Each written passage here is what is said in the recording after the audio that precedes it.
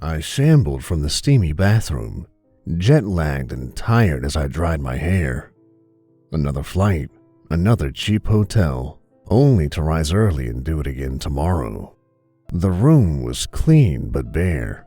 Not the worst I'd had in the past. White walls with edgy art pieces, glassed end tables next to a fainting chair, complete with comically large ashtrays, and what I assumed would be a stiff queen-size bed. The Sunset Hotel, a bargain grab from the plethora of the cheapest inns. It looked like it had zest once, but seemed to have lost its spark years ago.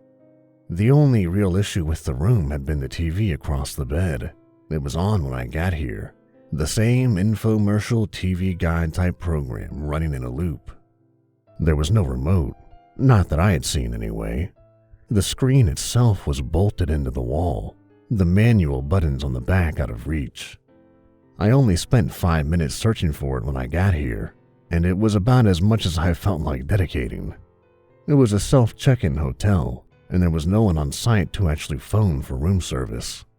I was only here to sleep after all. The TV would just provide white noise while I slept anyway. The only annoyance was it was just a hair too loud. You could always hear it, like it refused to be ignored. After draining a few of those little courtesy liquor bottles and setting my alarms, I killed the lights and hoped for a decent recharge. I just needed a few hours. The infomercial cast a white glow in the room, playing randomly scripted programs as I closed my eyes. Under the cool sheets, I felt my muscles relax, and sleep seemed not far off. Thanks for tuning in, folks. Here at IntelliGuide, we seek to find you the right program whenever you need it. You don't even have to call. The voice chuckled, scripted and fake enthusiasm for an invisible crowd. I ignored it, trying to channel my exhaustion into a slumber. Thoughts of meetings and TSA danced through my head. I'd be back home soon. I just had to get through tonight. Want a quick laugh? Check Channel 6 to see Prank Fail Emporium and their ever-expanding collection of pranks. And, you guessed it, fails. The same voice talked, just loud enough to hear the words clearly. I lifted my head from the pillow and squinted at the screen, just to match a face with the voice. A Chris Hansen type was standing there, hands motioning to a green screen thumbnail on his right, gelled hair and a plastic grin wearing a brown suit. The thumbnail blinked away, leaving the white backdrop. The man in the suit looked at me, a little bar of channel suggestions scrolling past. I rolled over and closed my eyes again. Looking for love? We've got you covered. Drama.net can pull at your heartstrings. You'll be reaching for that tissue box in no time. He went on and on, one bit to the next. IntelliGuide, here to serve you whenever you need us. We're always here. Still here. May I suggest an action flick? Who doesn't love Stallone? Channel 10, Kevlar Metal. All action, all the time. I started drifting in and out, the voice of the host continuing on as I felt my limbs get weightless and my mind quiet. I was almost out, the program fading again, under the bright glow. I found my eyes opening, the monotony changed in my white noise. At some point, the guide stopped talking. I lifted my head and looked at the screen. He was just standing there, watching me, like it was paused. I sat up and rubbed my eyes, thinking it was a dream. Ahead, the program continued, the suit guy moving like nothing had happened. We're a big old family here at IntelliGuide, and we seek to serve you like one of our own, he said, an attractive arm reaching to his side. A family faded in, an attractive wife holding a pie, a teenage daughter with her phone in hand, and a young son holding a football. They all laughed together, like someone had just told a hilarious joke. It looked fake like it always did, but something about it bothered me. It felt off, like it was forced. They all smiled together, a big happy family. When the laughter subsided, they all looked at me with a picture-perfect pose. I checked my phone and it was almost 1 a.m. I rubbed my eyes and laid back down, wishing I could find a remote and shut the damn thing off. Just a couple of hours of sleep. That's all I needed. I sandwiched my head between the pillows, trying to block the light and the sound. The voices muffled through the pillows, and in my restless annoyance, I found sleep returning to me. It was a slow, soothing embrace, but even as my mind wandered, that voice still seemed to poke through.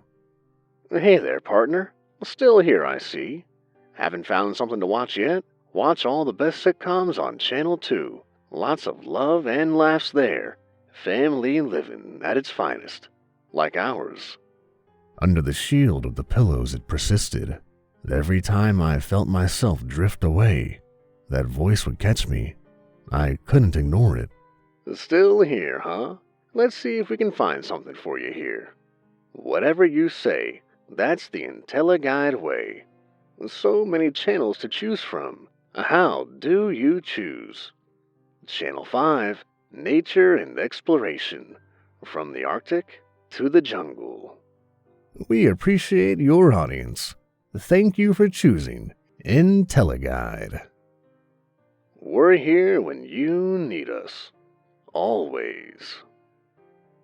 People usually don't hang around that long. For that, we thank you. And we'll be back after a word from our sponsors. The eerie quiet set in again. I tossed and turned, keeping my eyes shut. I just wanted to sleep. It was there, just barely out of reach. I could feel it. I was laying on my side, head still stuck between pillows. Slowly, I opened my eyes and saw the window of the hotel. The infomercial was still on. I could see the reflection in the window. The same guy in the suit and the wife holding the pie. The teenage daughter with the phone stood next to the younger son with the football. They were watching me through the television. I could feel their eyes on me, just like they had been paused again. I felt frozen, unsure of what to do.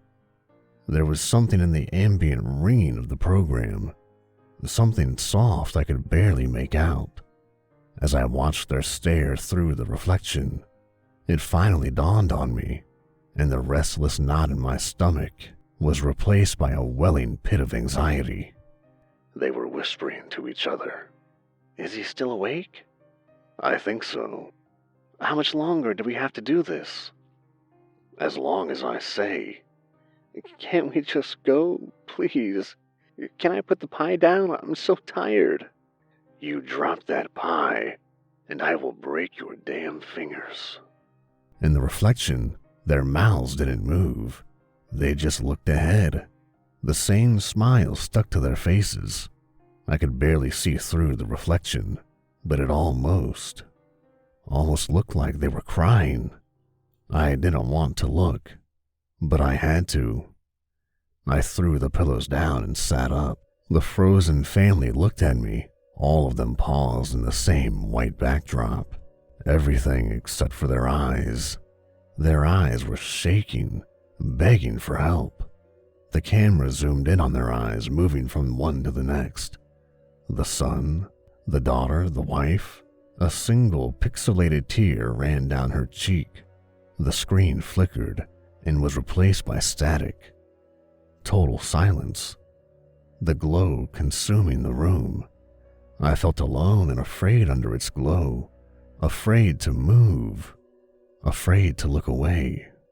The screen flickered again, and the static was replaced by a new scene. The same white backdrop, but this time splattered with red. The separated body parts and gore strewn everywhere. The phone and football lying there. The pie destroyed. In the center of the screen, the guy in the suit was working an axe, a wet chop echoing with every overhead swing. In the silence, I could hear their screams. At the bottom of the screen, was an infinite scroll of the same short message. Help us. I woke up, my pillow soaked in sweat, the same infomercial playing, the same guy in the suit. I checked my phone. It was 3 a.m. now. It was all a dream. My heart was racing. I wiped my brow, trying to make sense of the fog in my brain. And then, he smiled. On the screen, the host was combing his hair. He looked at me and stopped mid-stroke, and tucked the comb back into his pocket. He stared for a moment, his face blank. Hey there, friend. Glad to see you're still around. Guess you'll be joining us after all. He lurched toward the screen, his hands breaking through with a rip of static.